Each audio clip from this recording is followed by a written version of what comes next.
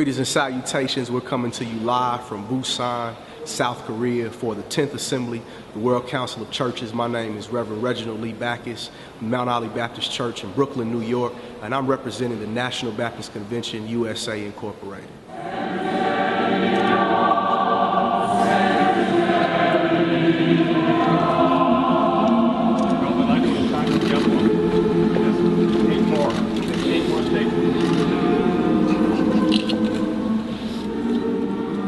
One advantage for me that's really opened up my global mindset, my perspective as far as knowing what Christians are going through. It's been a blessing. Found out there's 10,000 Baptist churches in Nigeria. Found out there's 4 million Baptists in Ethiopia. I mean, there's Baptists in Indonesia. Every corner of the world, there are Baptists there. I mean, so that's great from a denominational standpoint. But then learning that the Christians, there's more Christians who look like me than the Eurocentric, westernized image of what we've known as Christianity, and the trend is going to continue to where North America and Europe really are the smallest faction of Christians in the world. So I think, again, we need to have wider dialogue, more conversation to really figure out how we can move forward in ecumenical movement.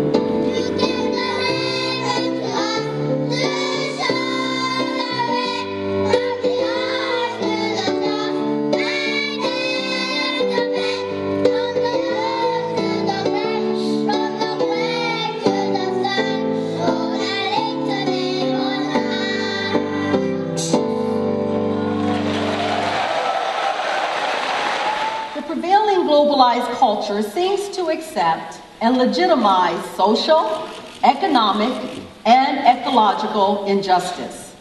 So much so that human ecological abuse, exclusion, and impoverishment of the vulnerable and the denial of rights and dignity of many, particularly people with disabilities, women, children, and people with HIV and AIDS, are increasingly seen as inevitable fallouts in a world gripped by the logic of dominion, growth, and greed. This institutionalization of injustice is an outstanding mark of our present civilization, posing very serious challenges to the moral and spiritual integrity of our generation. Injustice has always been a part of human history. But the injustice of our generation to the earth and to our own brothers and sisters does not seem to have parallels. We will also learn how the churches are responding to these challenges.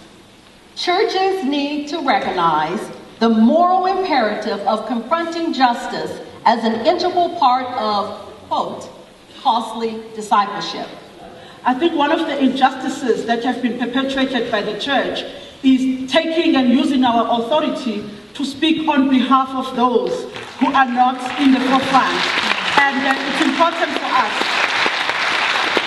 as people who are directly affected by issues, to be able to speak for ourselves. We also have this gift of dignity, and we have a lot to share with the church.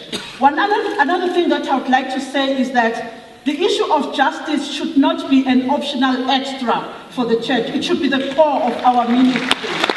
And it's not the responsibility of NGOs to understand some of these frameworks and some of these policies that you were talking about. But we, as the people who believe in a God of justice, should understand them and hold our governments accountable.